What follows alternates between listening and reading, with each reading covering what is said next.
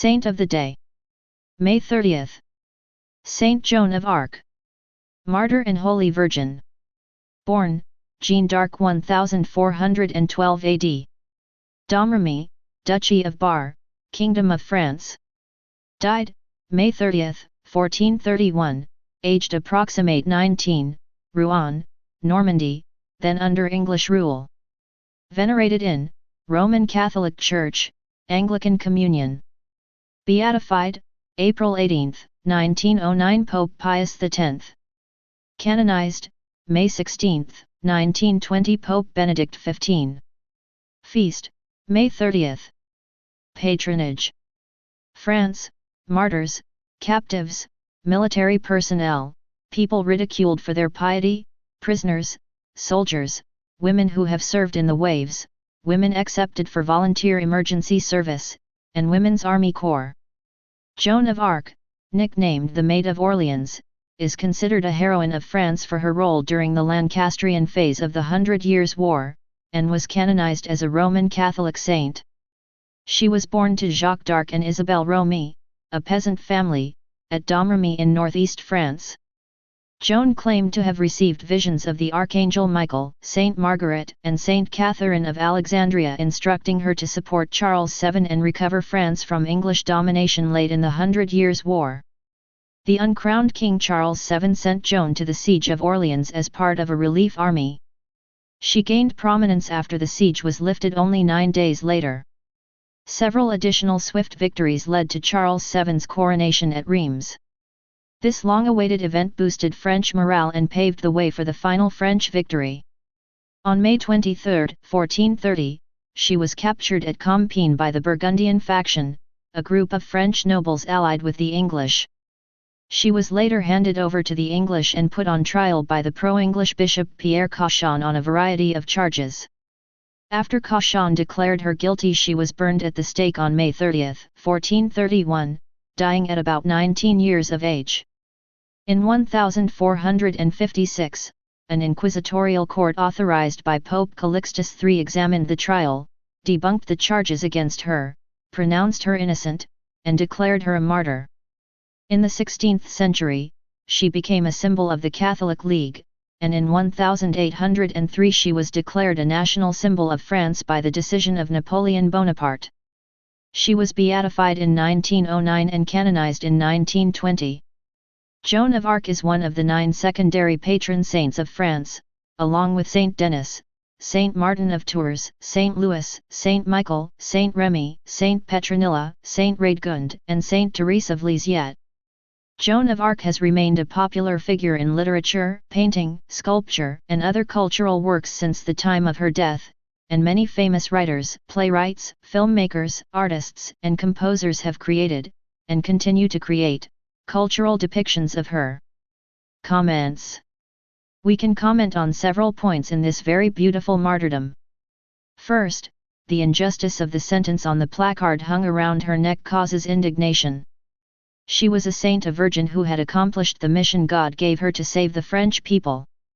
And now she was going to be burned at the stake on the orders of French Archbishop Cauchon, the president of the tribunal, for an infamous reason. To understand the significance of this, I ask that you who have offered your lives to fight against progressivism, imagine that you were condemned with a placard around your neck with the word progressivism written on it. It would be an analogous unjust injury, a similar fabrication, a comparable lie. Second, there are her words about the voices from heaven. She used to say that those voices came to hear from heaven, and that it was by following the orders of those voices and through the strength communicated to her by them that she had accomplished the marvelous work that she did, the partial liberation of France and the restoration of the legitimate king.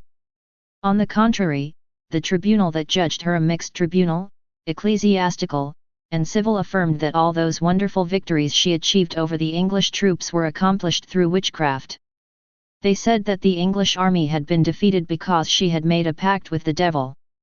Therefore, according to them, the voices came from hell.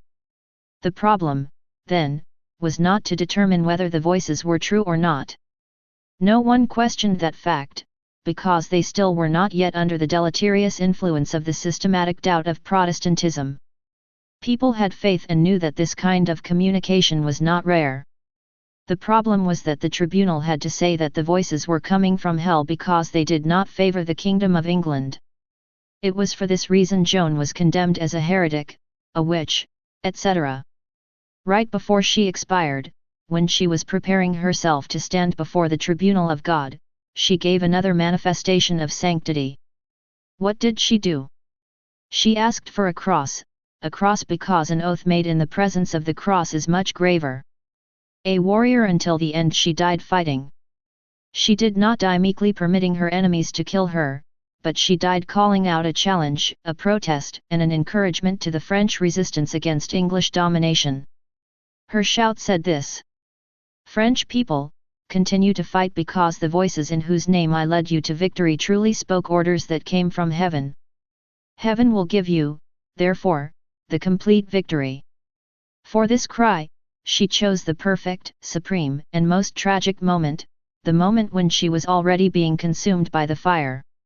The members of the tribunal were present assisting at the scene, the English soldiers standing guard, the Catholic people watching. She was tied to the stake, the flames were growing rapidly since the wood was soaked with oil. The fire was rising from bottom to top, so it had not yet reached the vital parts of her body. At this crucial moment, no wail of pain, no cry for mercy came from her lips. She called out loudly to Saint Michael, probably to ask strength from the Archangel, her great protector, to do what she would do. After that, like our Lord who cried out in a loud voice before he expired, she also cried out in a loud voice, a voice that could be heard throughout the square. It was her protest. Know this, all of you, you friends and enemies, you men of my time and you men of the future until the end of the world, know that the voices I heard came from heaven. With this last proclamation, my mission is accomplished. This testimony given at the hour of her death is a supreme act of heroism more worthy than her triumphal entrance into Reims beside the king who would be crowned there, more glorious than her first triumphal entrance into Orleans, and more splendid than all her epic deeds. That shout at the moment her soul was leaving this earth to be judged by God is truly marvelous. Third, the flames consumed the body but spared her heart is also something very beautiful. To have a heart is not to be sentimental. To have heart is to have the strength of soul, great value, love for elevated things, love for the supernatural mission God gave us. And if ever someone had heart, this one was Saint Joan of Arc. Thus the beautiful fact, the body was consumed by the fire, but not the heart. It was a miracle of heaven to confirm what she had just affirmed minutes before, that the voices came from heaven. She was already in heaven but her heart was still on earth, confirming the truth she had spoken. The English commanders understood quite well the danger of keeping that heart. They sensed keenly the devotion that this heart would inspire, and they had a great fear of that heart, just as the Jews had fear of the cadaver of our Lord and sent guards to watch over his sepulchre. For this reason, then, the English cast her heart into the river. It is the characteristic hardness of the impious that should not surprise us.